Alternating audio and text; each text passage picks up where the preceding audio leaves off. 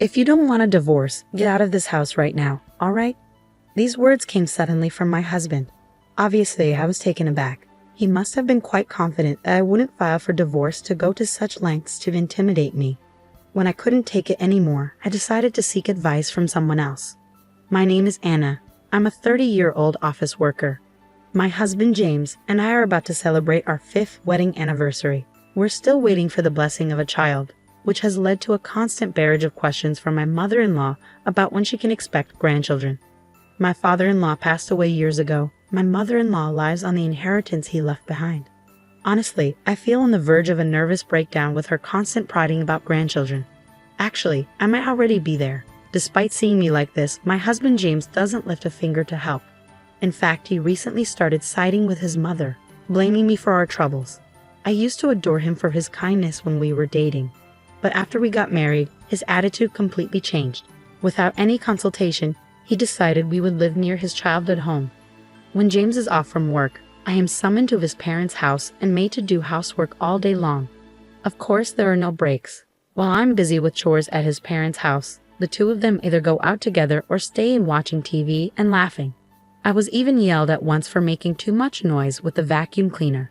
After that, I was forbidden to use it and was told to clean with a broom and a rag instead. Then, my sister-in-law moved back home.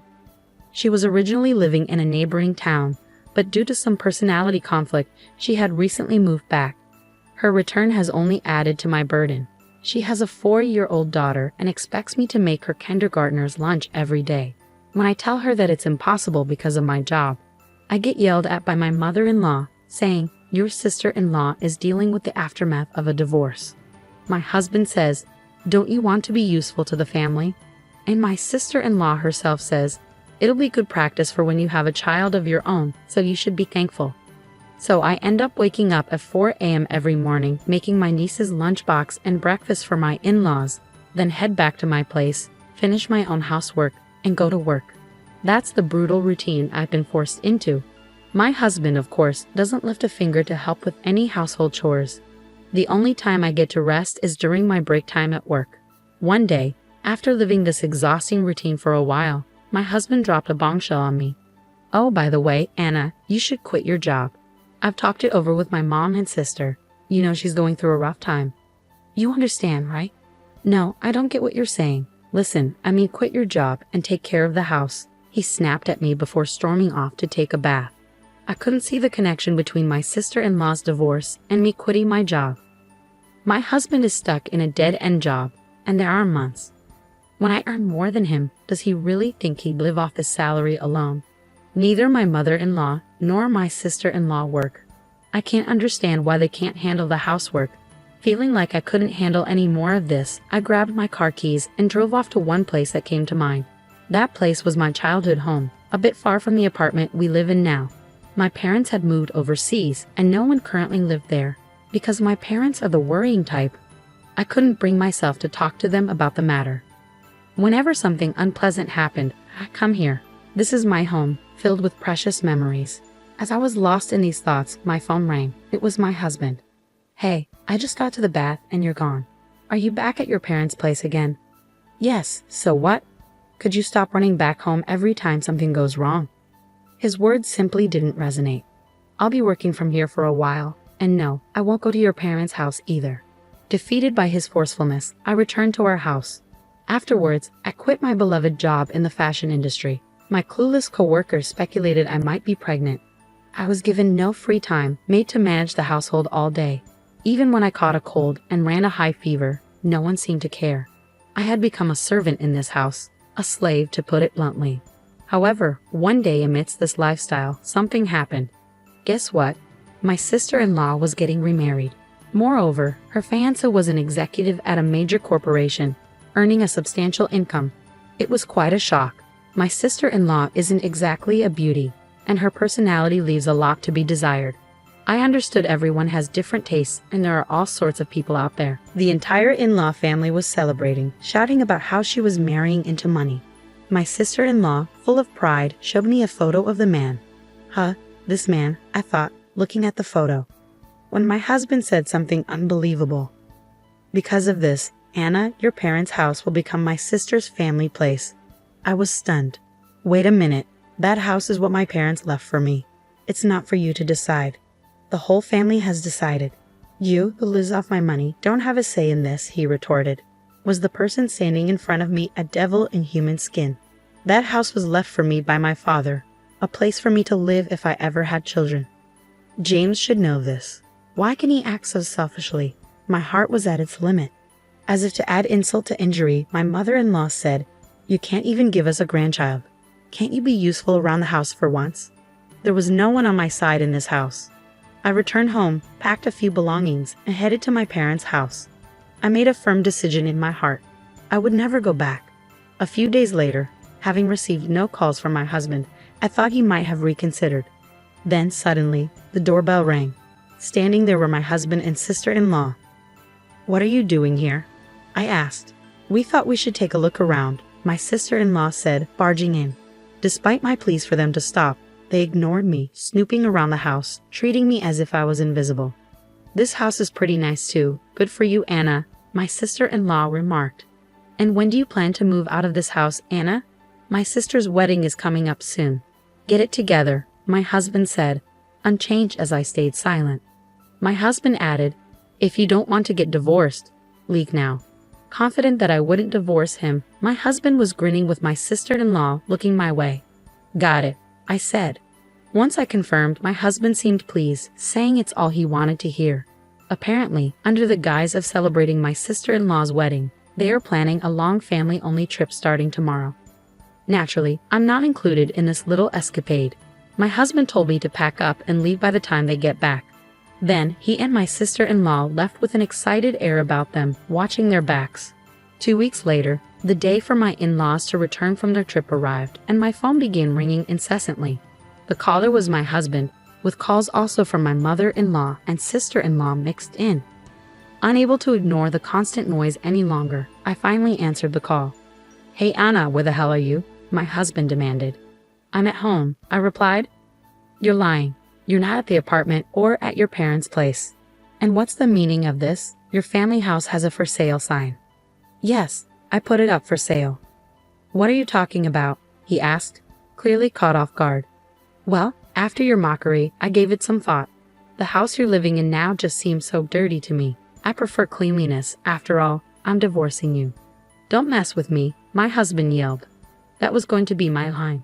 "Let's let our lawyers handle it from here." With that, I hung up on him while he was still shouting. On the day my husband and sister-in-law returned, I had already been in touch with a certain person, a friend of my father's who runs a real estate company.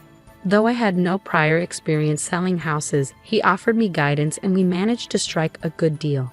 As a side note, the apartment we had been living in was in my name since my husband couldn't pass the screening process. I had no intention of staying there, so I canceled the lease while they were away and sent all of my husband's belongings to his parents' house, cash on delivery. Even after that, I continued to receive calls from my in-laws, which I completely ignored.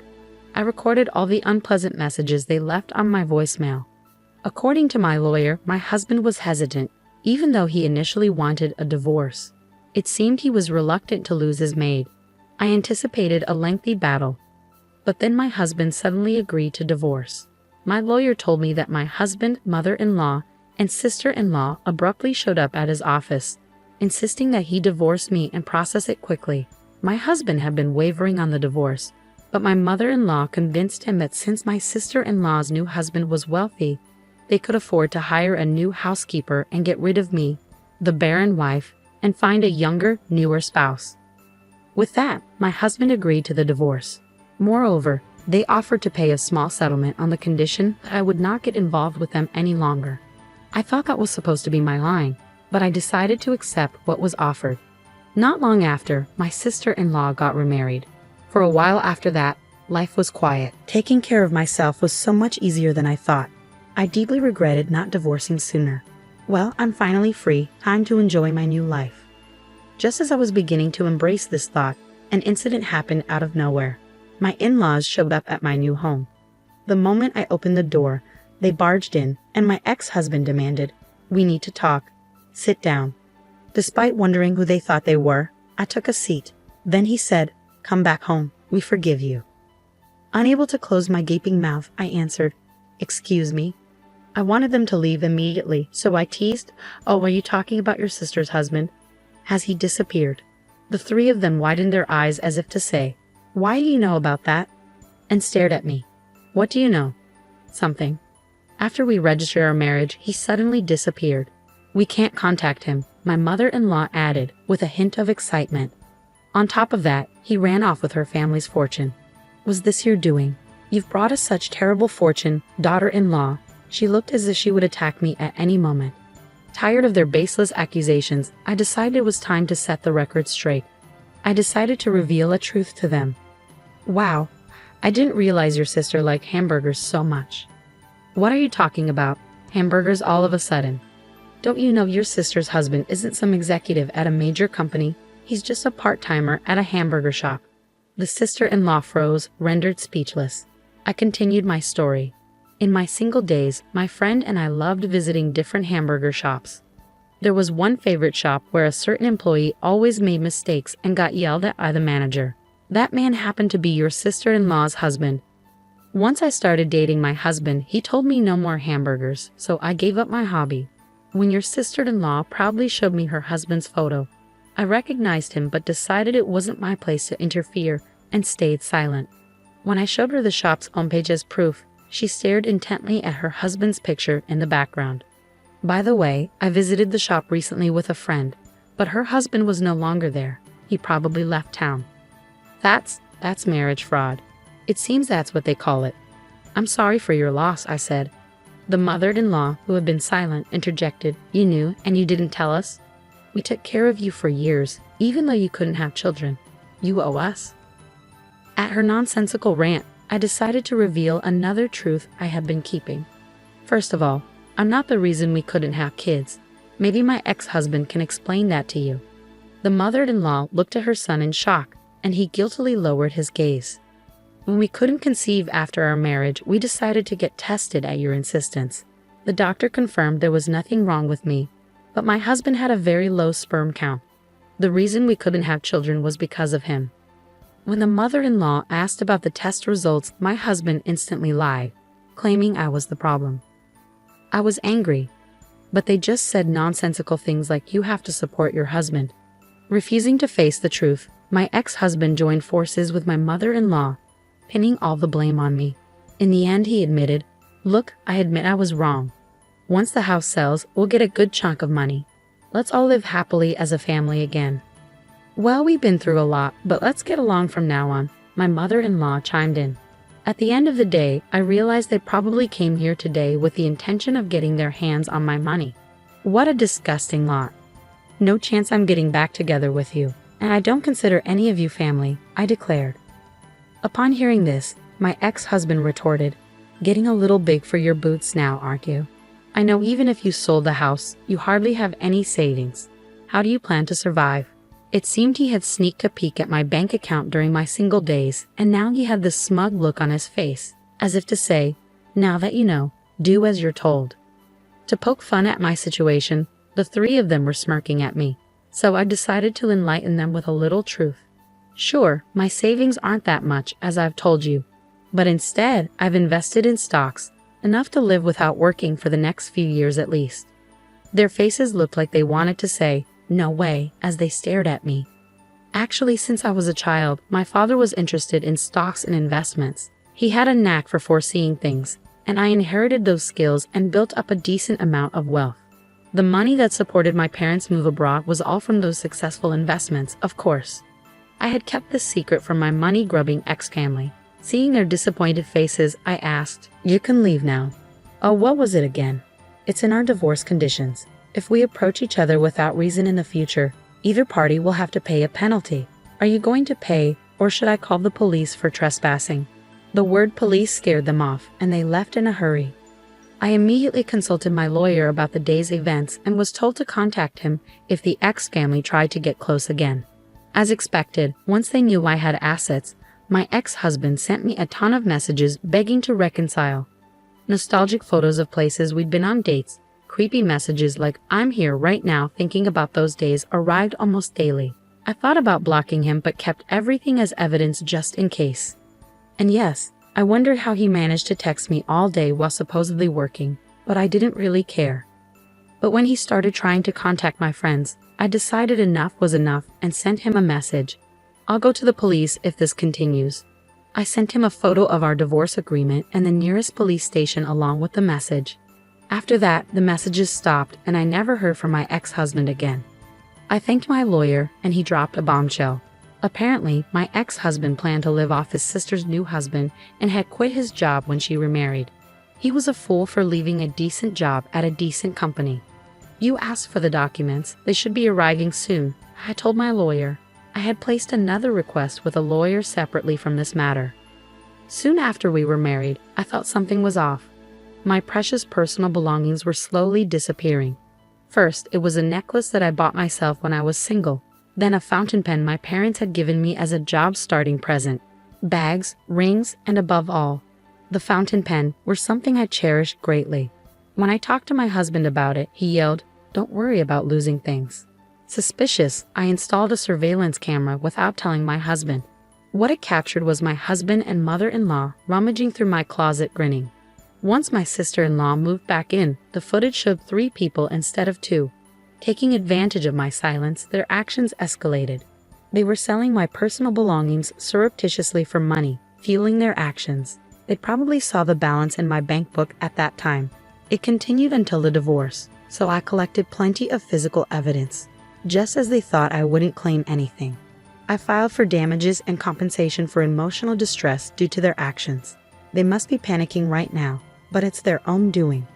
As for what happened to the 3 of them, my sister-in-law's ex-husband found out about this incident, and it seems he took custody of their daughter. Seeing how my sister-in-law didn't seem to care for her daughter, I felt relieved. Just a while ago, I saw the daughter-in-law with her ex-husband, happily holding hands and shopping. She had a happy smile on her face, something I never saw when she was at my in-laws. The 3 of them, who wanted to live comfortably, apparently applied for welfare, but they were naturally refused as they were healthy and nothing else. As for my husband, his pride kept him from finding another job. Eventually, he went to his old workplace and begged on his knees, but they had been hoping for him to quit and ended up calling the police, which he hated. He had to work, but it seems he could only find day labor jobs. My mother-in-law and sister-in-law had to pay me compensation, so they both started part-time jobs at a nearby supermarket. But the 2 of them, who had hardly worked before, are struggling with the unfamiliar work. Maybe it's a coincidence, but since they started, the supermarket sales have dropped significantly. They got quite a strong nickname, the plague-bringing mother and daughter. By the way, the marriage camera is still at large. I thought they owned the house they were living in, but it was actually a rental. Unable to pay the rent, the 3 of them moved to a rundown apartment that was infamous in the neighborhood. Their living is hand-to-mouth, and it seems they're always fighting. The other day, the police were called because their fighting was too loud. As for me, thanks to their help, I sold the house and used the money as capital to start a new apparel company with a colleague from my old job. Recently, we've been gaining more customers and even featured in magazines and TV. Being able to return to the job I love is the happiest thing for me. Oh, and there's one more thing. I've met a man through work, and we're getting married. His parents and siblings are very kind, and they've been treating me very well. What's more, we're expecting a baby, and I'll be the mother I've always dreamed of being. Next year, I'm the happiest I've ever been in my life right now.